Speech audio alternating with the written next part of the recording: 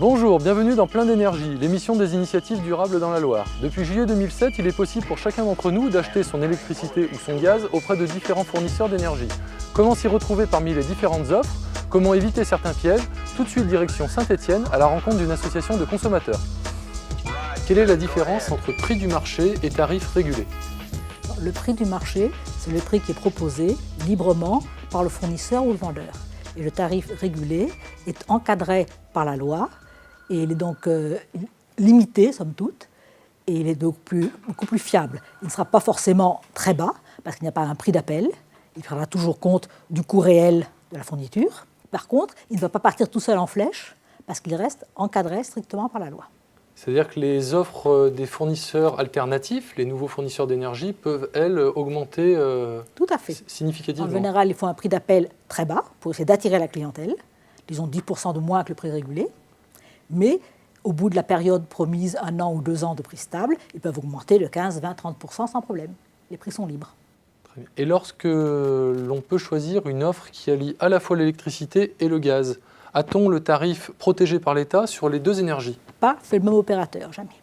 Le même opérateur, si vous faites une offre double, elle aura automatiquement au maximum un prix régulé et l'autre prix sera libre.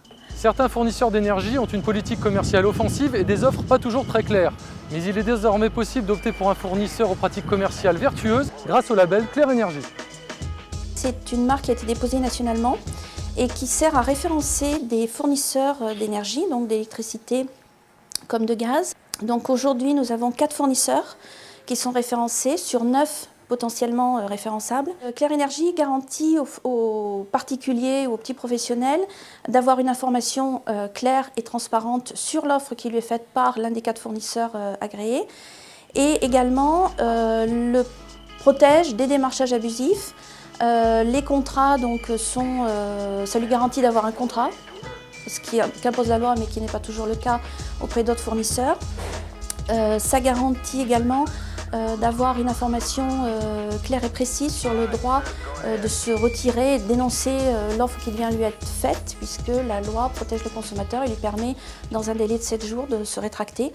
Donc les conditions générales de vente sont le plus claires possible, par exemple avec une taille de caractère suffisamment lisible pour toute personne, y compris des personnes qui peuvent être malvoyantes. La marque de qualité vient compléter tout le dispositif qui est mis en place par les différents syndicats d'énergie en France pour une meilleure information des consommateurs d'énergie, éviter tout ce qui peut les induire en erreur et qu'il y ait le plus de transparence possible dans le choix qu'ils peuvent faire auprès des différents fournisseurs, éviter les démarchages abusifs, les offres duales qui ne sont peut-être pas très claires, etc., etc. L'énergie est de plus en plus chère, ce qui pose de réelles difficultés pour certains ménages. On parle de précarité énergétique.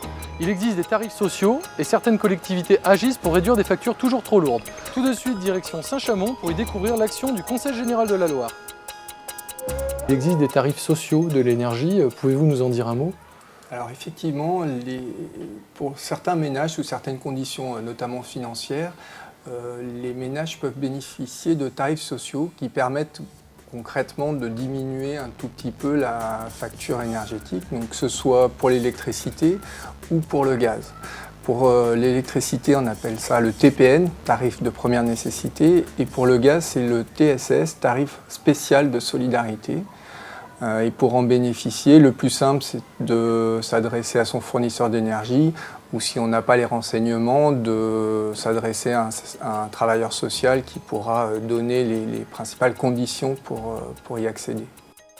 Comment le Conseil général de la Loire agit-il pour aider les familles en difficulté? Alors concrètement, il agit de 2 manières, une manière curative et une manière préventive.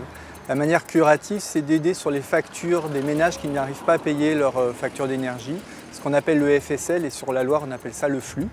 Ça concerne, pour l'année dernière, 3500 demandes et un peu plus de 940 000 € d'aide financière directe, où on prend en charge tout ou partie de la facture énergétique. La seconde manière, qui est moins importante en nombre, mais qui pour nous est essentielle, c'est donc d'agir de manière préventive. Et le bâtiment qui est derrière nous est un bâtiment qui a bénéficié pour une partie des propriétaires des aides du Conseil général pour améliorer l'immeuble dans sa totalité, puisque là c'est une opération assez importante et qui vise à à faire passer le bâtiment d'une norme G en diagnostic performance énergétique, c'est un peu technique, à une norme B+, ce qui permettra à tous les occupants de diminuer très fortement leur facture énergétique. Pour la rénovation de ce bâtiment, la performance énergétique est de mise avec pas moins de 25 cm de polystyrène disposé sur l'ensemble des murs extérieurs. Il convient donc d'être vigilant lorsque l'on signe un contrat avec un fournisseur d'énergie. Les associations de consommateurs comme les collectivités locales peuvent nous aider dans nos choix. Vous pouvez également opter pour un contrat garantissant une origine 100% renouvelable de votre électricité. Cette émission se termine, je vous dis à dans 15 jours pour un nouveau numéro et en attendant, restez plein d'énergie.